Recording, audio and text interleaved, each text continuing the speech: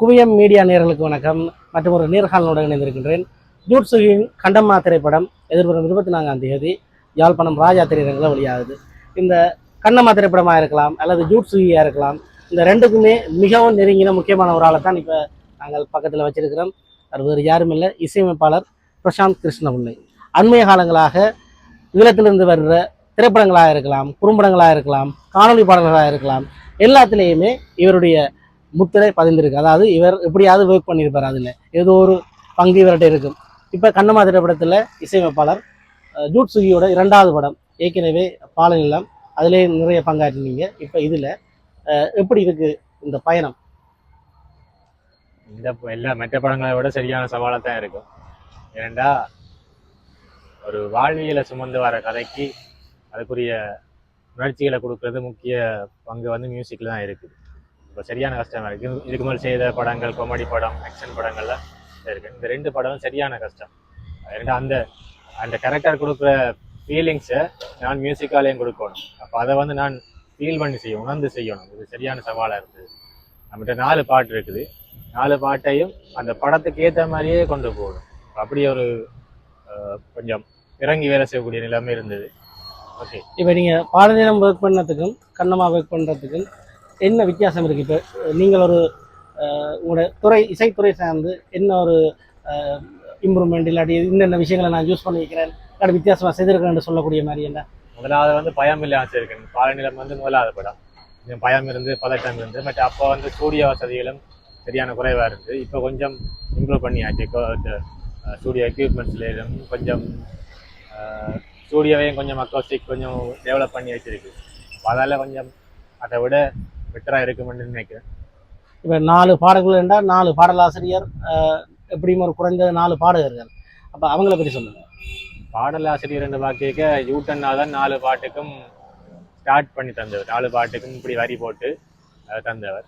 அதுக்கு பிறகு நாங்கள் ரொனால்ட் ஒரு பாட்டு எழுதியிருந்தவர், ரொனால்ட் வந்து 2 பாட்டு எழுதியிருந்தவர், தார்மிகன் 2 பாட்டு எழுதியிருந்தவர், யூட்டன்னாம் ஒரு பாட்டில் அரவாசி எழுதியிருக்கார். அப்போ மொத்தமாக 3 பாடலாசிரியர்கள் சேர்ந்து செய்திருக்காங்க. பாடகர் ஒரு பாட்டு வந்து தார்மிகன் பாடியிருக்கிறார், 2 பாட்டு தார்மிகன் பாடியிருக்கார். ஒரு லவ் சாங்கும் ஒரு ஒரு ஃபோக் சாங், அந்த ஃபோக் சாங் வந்து தார்மிகன் பாடியிருக்கார்.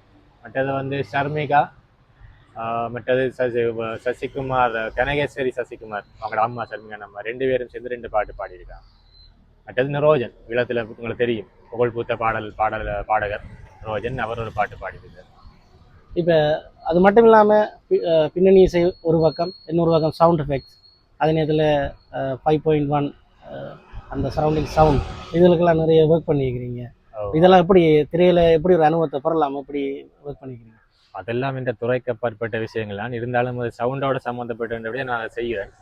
அதுலேயே நான் எனக்கு எடுத்தான் செய்கிறேன். ஏன்னா தியேட்டரில் கேட்க ஒரு தியேட்டரில் படம் போகிற எண்ணத்துக்காக ஒரு அந்த அந்த உணர்ச்சியை வந்து அங்கே அந்த படத்தை வந்து ஃபீல் பண்ணக்கூடிய மாதிரி இருக்கணும். அதுக்காக நான் அந்த வேலையை நானே செய்கிறேன். 5.1 சவுண்ட் எஃபெக்ட் எல்லாமே நானே செய்திருக்கேன். நல்லா இருக்குது. அடுத்த ஆடியன்ஸாக பார்த்துடணும் இப்படி இருக்குது சவுண்ட் எக்ஸ்பீரியன்ஸ். இப்போ கொஞ்சமாக தான் கேள்விப்பட்டேன், இந்த படத்தில் ஒரு முக்கியமான ஒரு கேரக்டர், ஒரு கேமியோ ரோல் வந்து பண்ணியிருக்கிறீங்க. இசையமைப்பாளர் இசை எல்லாத்தையும் தாண்டி திடீரெண்டு ஏற்கனவே பாலநிலத்தில் செஞ்சான் இருந்தீங்க, இந்த படத்துலையும் நடிக்கணும் யோசிச்சது இல்லாட்டி அந்த பாத்திரம் அப்படி? 2 படத்துலையுமே வர வண்டியால் வராதெல்லாம் நான் இறங்க வேண்டியிருந்தேன். இதுவும் அதே மாதிரி தான். இந்த கேரக்டர் வாரன் இருந்தவர், அண்ணா இன்றைக்கு வரையெல்லாம் போயிட்டு இன்னொரு நாள் பார்ப்போம், இல்லை பிரச்சனை இல்லை பார்ப்போம், நான் சமாளிக்க போட்டு டக்குன்னு நானே இறங்கி. நடிப்பு விருப்பமா? நடிப்பு விருப்பம் இல்லாமல் இல்லை, சில விஷயங்கள் வந்து எங்களால் சில பேருக்கு சொல்லி விளங்கப்படுத்த இல்லாது, அதை விளங்கிக் கொள்ள மாட்டாங்க. எங்களை விளைச்சே சில பேர் விளங்கிக் கொள்ள மாட்டாங்க. இப்போ எங்களோட மனசுக்கு இருக்கிற விஷயங்களை நாங்களே நடிச்சுட்டு போகிறது பெட்டராக இருக்கும். இது அப்படி அதுக்காக செய்யலை.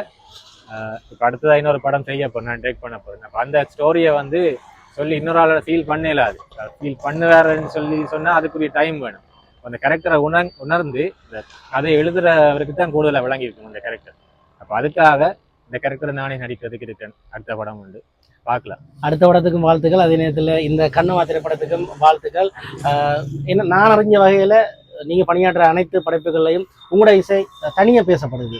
ஒரு விமர்சன ரீதியில் ஒரு படத்தை பற்றியோ, ஒரு பாடலை பற்றியோ, அல்லது ஒரு ஷார்ட் ஃபிலிமில் வர்ற இசையை பற்றியோ குறிப்பிட்டு சொல்லும்போது ப்ளஸ் பாயிண்ட் என்று சொல்கிற இதில் பிரசாந்த் பேரை பார்க்கக்கூடிய மாதிரி இருக்குது.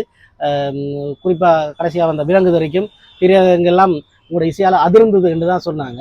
அப்படி இருக்கேக்க இப்போ இந்த படத்துலேயும் நாங்கள் நிறையவே எதிர்பார்க்குறோம். வாழ்த்துக்கள். பார்க்கலாம் 24ஆம் தேதி யாழ்ப்பாணம் ராஜா திரையரங்கில் கண்ணம்மா. நன்றி. கட்டாயம் எல்லாரும் வாங்க, ஆதரவு தாங்க.